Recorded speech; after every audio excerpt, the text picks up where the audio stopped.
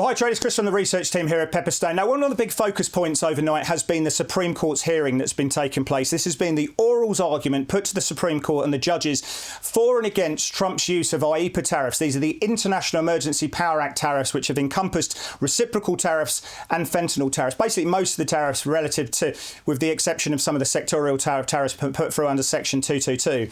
Now, of course, that has raised a significant amount of money this year. We've seen the IEEPA tariffs account for about 90 billion in tariffs coming through.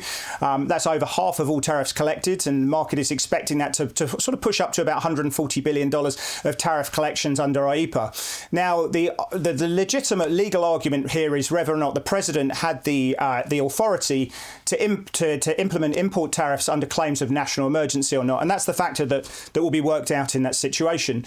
Now, after hearing from the judges, the market has made up its mind and certainly has come to a conclusion that the likelihood is that the tariffs will either be struck down in full or in part, and that could have big implications for financial markets as we come to a decision either later this year or perhaps into January or in Q1 at some stage. But that timing is going to be very uncertain, so pricing risk around a potential outcome obviously is very, very difficult to do.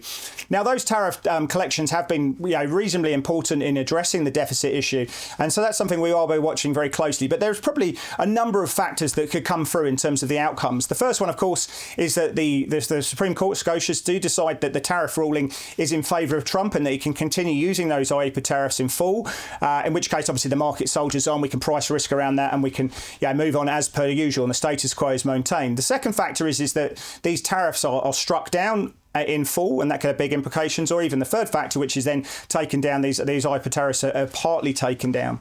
We could also see some sort of jurisdictional ruling where the Supreme Court says that this doesn't belong in the Supreme Court and then pushes it over somewhere else and perhaps gives some guidance around that.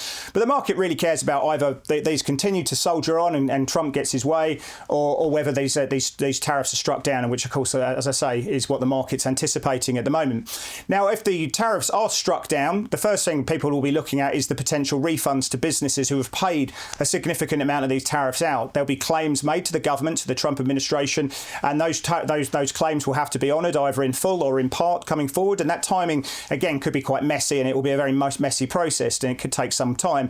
We could see the TGA, the Treasury General Account, being rebuilt in that situation, which could suck liquidity out of markets. But the impact on that could have implications on the deficit going forward. We could see deficit projections in the US rising by about sort of 20 basis points to say 7.3% by the end of next year. But those businesses who are making those claims will get a fiscal boost to the bottom line, and they may actually perform quite well in terms of their equity and outperform in that situation as well. The second factor then is what will happen to Trump's leverage using these IEEPA tariffs. They've been very effective in causing effect with different countries, certainly with Canada, with Mexico, Brazil, and certainly with China as well. We've seen them very effective. So he will temporarily lose his leverage in that situation, and the market should say that can be quite problematic in pricing risk. So we've got a situation where the deficit could change. That could lift bond yields in the short term and cause a knee-jerk reaction in the US dollar. Those businesses who will get refunds in the short term, even though it's a long, lengthy process, may outperform. We're obviously watching what happens with tech companies as well.